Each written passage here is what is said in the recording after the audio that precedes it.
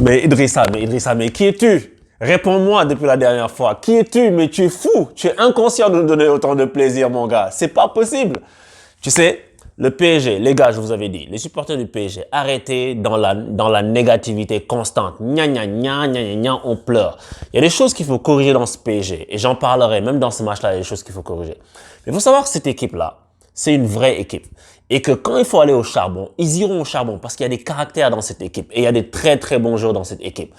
C'est que ce qui est dommage quelque part, c'est que c'est pas une équipe constante tout le temps. C'est pas une équipe en mode rouleau compresseur à chaque match comme le Bayern, huilé comme le Bayern. Je suis d'accord avec ça. Mais il faut arrêter. À chaque fois que le PSG gagne, c'est les mêmes critiques. À chaque fois que le PSG perd, c'est les mêmes critiques. Le PSG va gagner contre City. Tu vas voir, il y a des gens qui vont sûrement te dire oui, mais c'était pas un bon Manchester City. Ils n'ont pas de réussite, etc.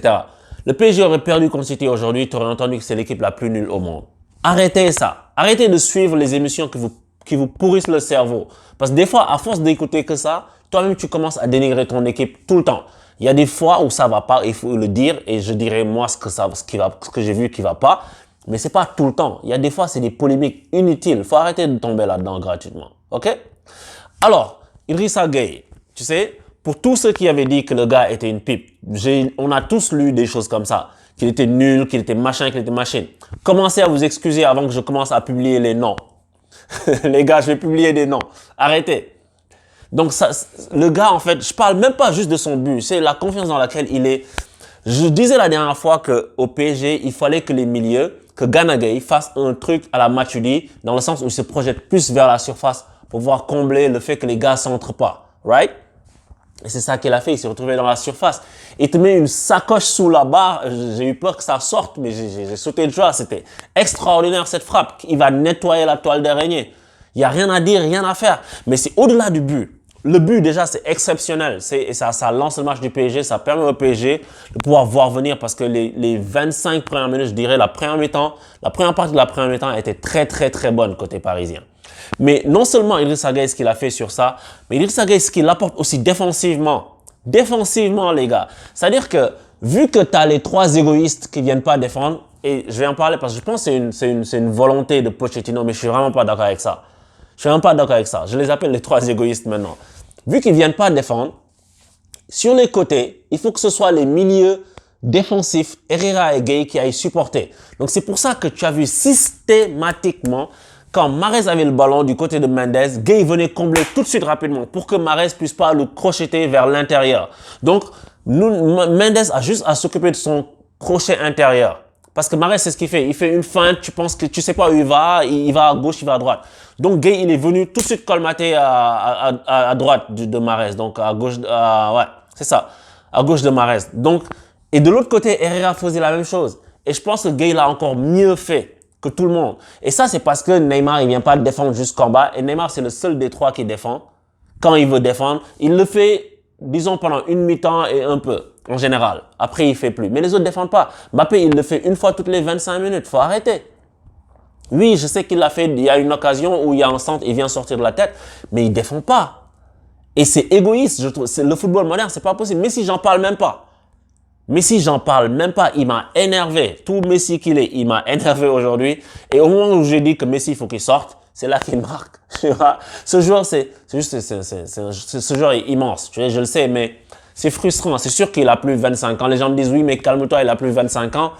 Mais quand même, quand tu vois que toute l'équipe souffre et que eux ils sont en train de marcher, moi, ça me met les boules parce que l'équipe défend à 7. Et l'équipe est coupée tout le temps en deux. C'est pour ça que dans la deuxième partie de la première mi-temps, on a beaucoup subi. On a énormément subi le jeu de Manchester City et on a eu une frappe sur la barre, machin. Là, on gagne 2-0 et on est content, tu vois.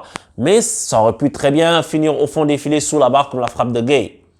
Mais ça passe, ça frappe sur la barre, ça passe à côté. Il y a d'autres actions qui passent pas loin, Donnarumma sort, etc., etc. Mais parce qu'on est acculé. Et c'est ce qu'on fait aux petites équipes. Quand tu accules une équipe, quand tu acceptes de te remettre bas devant ta surface, il y a énormément d'occasions qui te tombent dessus. Et la moindre erreur, ça peut faire but ou penalty ou des coups francs dangereux. Et ça nous est arrivé, sauf que le ballon n'est pas allé au fond. Et moi, je pense que le PSG, comme j'ai dit la dernière fois, a une très, très bonne organisation défensive. Très, très bonne. J'espère que vous commencez à le remarquer. Mais il faut que les autres aussi participent. Et ils participent pas, malheureusement. Et si au moins tu te disais, OK, il participe pas, mais chaque fois qu'on a une balle, c'est un contre-éclair, combinaison, on marque. On l'a fait une fois, on a marqué. Mais sinon, le reste du temps, c'est n'importe quoi. Il y a une action vers 10 minutes de la fin, je pense, ou 5 minutes de la fin. Mbappé, il prend le ballon, il y a un contre, il y a un espace de comme ça, il veut dribbler la terre entière au lieu de faire la passe. Après, c'est lui qui va pleurer sur le banc, on me fait pas la passe. Mais toi aussi, tu la fais pas. En fait, c'est pas que Mbappé, que Neymar, que Messi, c'est un joueur qui respecte le jeu. C'est juste que là, il est pas dans les matchs. Aujourd'hui, il a décidé d'accélérer et de marquer. Mais que ce soit Mbappé ou Neymar, c'est que les trois là, c'est ça le chantier de Pochettino. C'est là qu'il faut améliorer le PSG. Parce que leurs combinaisons ne sont pas bonnes. Ils se trouvent pas facilement. Les passes ne sont pas dans le bon tempo. Neymar loupe beaucoup de choses parce qu'il n'y a pas assez de mouvement autour. L'entente n'est pas bonne. C'est ça qu'il faut travailler. Mais le reste, hein, c'est énorme ce que le PSG vient de faire. Parce que tu tapes Manchester City, qui tape tout le monde en Premier League, qui sont chauds, qui tapent des équipes super solides comme Chelsea. Ils ont 0, tu leur mets 2-0, c'est pas anodin. Donc bravo au PSG. Et maintenant, je dirais que le fait que tout le monde, c'est pas tout le monde qui défend, 3 joueurs ne peuvent pas ne pas défendre. Il y en a 2 de trop qui défendent pas. Peut-être que un va marcher, Messi, mais il faut que Mbappé et Neymar soient plus généreux. Et Neymar, il l'est. Dans tous les débuts de match, il est généreux. Mais Mbappé, il faut que... Et Mbappé, enfin... Je dis ça en même temps, je sais que c'est difficile de demander à Mbappé quand il est dans l'axe de faire ça. Parce que quand tu es dans une position axiale, c'est pas toi qui peux aller courir sur le côté. C'est Messi qui peut le faire si c'est lui qui est sur le côté. Mais quand tu es dans une position axiale, mais quand tu es dans une position où tu es excentré, là, tu peux venir aider. Tu vois? Et je sais pas si on peut continuer à jouer comme ça, en gardant à chaque fois sur le terrain Mbappé, Neymar et Messi. Peut-être qu'on peut pas faire ça à 90 minutes. Peut-être qu'il va falloir que les gars commencent à sortir à partir de la 80e. Je sais pas. Je sais que c'est dingue dit comme ça, mais je sais pas ce qu'il faut faire. Et je pense que c'est ça le chantier de Pochettino. Mais sinon, je suis très fier de mon PSG. Parce que défensivement, ce qu'on a montré, encore une fois, c'est très gros. Verratti, est-ce qu'on en parle de Marco Verratti? Est-ce qu'on en parle?